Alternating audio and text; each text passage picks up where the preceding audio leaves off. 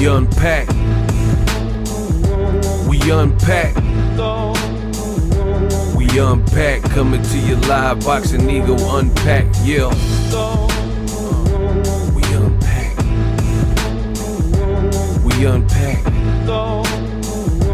We unpack. Coming to you live. Cancel that. I'll buy another one. Terence Crawford said cancel all that. Terence Crawford officially on a total eclipse, a total media blackout ahead of the Canelo Alvarez fight. I will let you know exactly what is going on in this video, so stay tuned. What up, Fight World? It's your boy Ego, and I'm back with some more boxing. Yeah, you heard it. Boxing Ego said it right. Terence Crawford is on an official and total media blackout. Now, in case you're new to boxing, maybe you don't know what a media blackout is. So I'm going to tell you. So basically, those closest to Terence Crawford have informed the press and the public that Terence Crawford is so laser focused, tunnel visioned out, where he has decided and elected to close off his camp. Like, it's like the military. They got a need to know basis. And if you don't need to know, then you don't know. Close camp. Basically, if you don't need to be there, then you probably won't. So if you're strength and conditioning, you're holding mitts, cool. You're BOMAC, cool. But pretty much if you're not part of his clique, his entourage, and, you know, part of the ones that have been down with him, you will not have access to Mr. Terence Bud Crawford. That's what that means. I made this graphic for all your boxing news. Use my links in the description. I am not on one platform. I am multi-platform to give you guys high quality boxing news. If you appreciate, we survive off of word of mouth. So if you like content like this, high quality audio, visuals, high quality everything, and information, and you gain any value from any of my videos, you know what to do.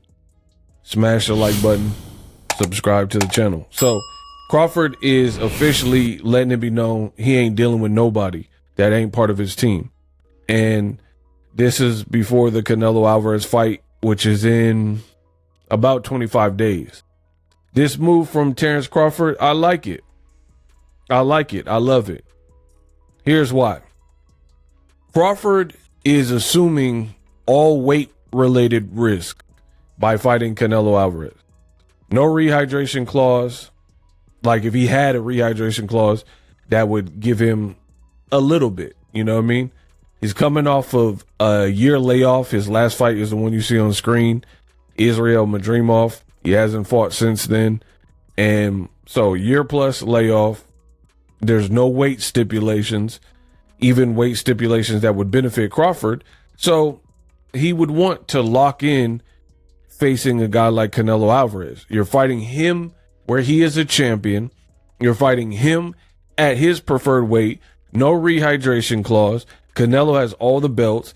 In the past, Canelo Alvarez has had very favorable scorecards in his fight. Now, this is a Turkey product, and Turkey seems to really like Terence Crawford. So I don't know if the politics are on Crawford's side or if the politics will be fair or not.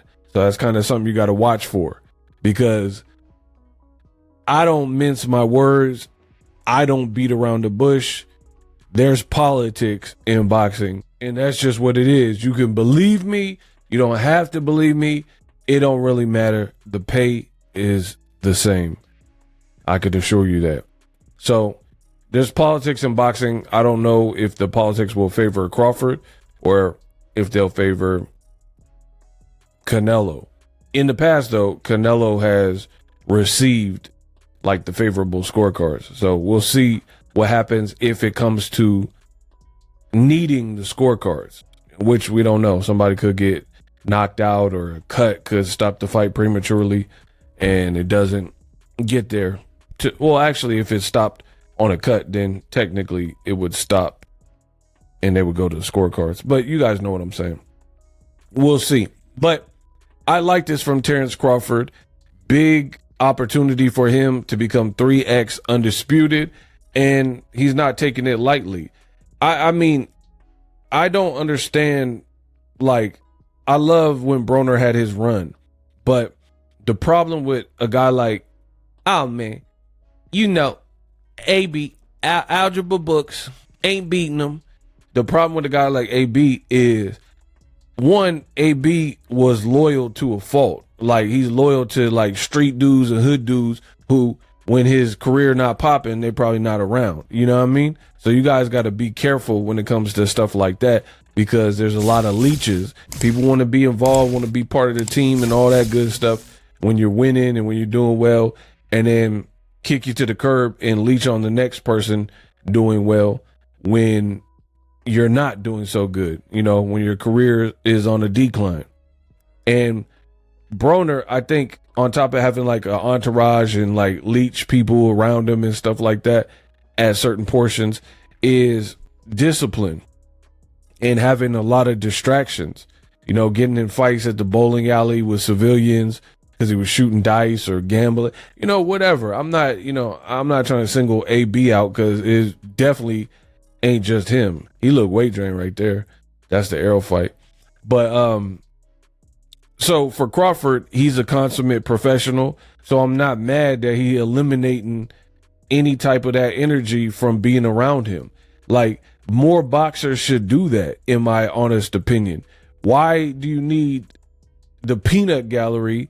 Like, you're the breadwinner and you're the prize fighter, and I've seen it. I know a lot of fighters personally, and at the end of the day, when your career is on the slide, I promise you it's different. And that's why boxers be drinking and going into depressions and long depressions and things like that, because when you're a champion, everybody want to be around the champ. But when you're not so champion and you on a losing streak, it get ugly. And it's just boxing, but also fight sports. Like, look at Tony Ferguson, bro. Tony Ferguson in the UFC, that man lost like 7 fights in a row or something. I guarantee that's different than when he was winning. So you're fighting Canelo. It's a big opportunity for you. You think, you know, I think it's safe to say it's Canelo. I'm not going to say it's his biggest fight, because it's not. But for Crawford, it's his biggest fight, even over the Errol Spence, because Canelo's a different fighter to Spence. He didn't go through a car wreck. He's the bigger dude, and he has a big name. I mean, it's just everything different with Canelo. And it's going to be on Netflix. So I like it from Crawford. I'll cut everybody off too. I'll make sure nobody can get access to me. Because in boxing, it don't matter what you say, is what happens in that square circle. And you got this opportunity. It's like Eminem said, if you had one shot or one opportunity to capture everything, would you capture it or let it slip? His palms are sweaty, knees weak, arms is heavy, there's vomit on his sweater already. Mom's spaghetti, he's nervous, but on the surface he looks calm and weary to drop bombs. But he keeps on forgetting what he wrote down, the whole crowd. You know what I mean? You got one shot, one opportunity to put the nail in Canelo's coffin, and the less distractions you have, the better. So I ain't mad at Crawford. He talked a lot, more than he normally does. He says, ain't gonna be no running. I'm gonna run these fists upside your head. He's taking a gamble with the weight. I think, to be honest, this is what makes Crawford dangerous. For real. Crawford, I think he like low-key get horny, pause, off a challenge. Hey, I'm not even gonna pause it. It is what it is. The man low-key get horny off this. Like, some people are like that, where he got the switch. He like low-key get off on people doubting him and competition and people thinking he can't do it and stuff like that. So yeah, I think certain elite athletes have that kind of like trigger where certain things in their brain motivate them. I'm a competitive person, so I can respect it because I understand that angle of the game. I don't want to be beat. Like I tell you guys all the time, I'm the best in the business and it's not even close. Live streaming can be tough, which is why I use StreamYard. Click the link in the description for StreamYard, which is an awesome tool that enables you to set up your stream with ease of use. Get great results with live streaming. It's what I use. Stream to social media with ease with StreamYard. Live streaming is here to stay. Engage with your audience using StreamYard. Great way to reach out to your audience and connect. So you need a tool that can do that.